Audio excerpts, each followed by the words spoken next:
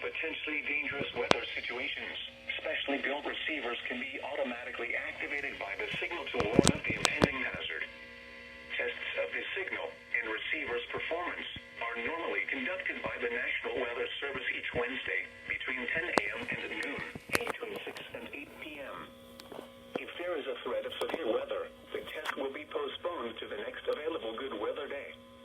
Reception of this broadcast, and especially the warning alarm tone, will vary at any given location. This variation, normally more noticeable at greater distances from the transmitter, can occur even though you are using a good quality receiver in good working order.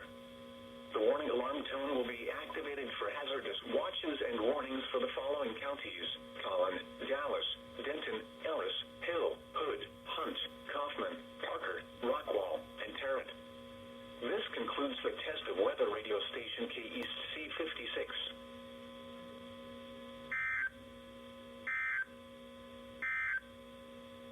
The current time is 10:10 a.m. Central Daylight Time.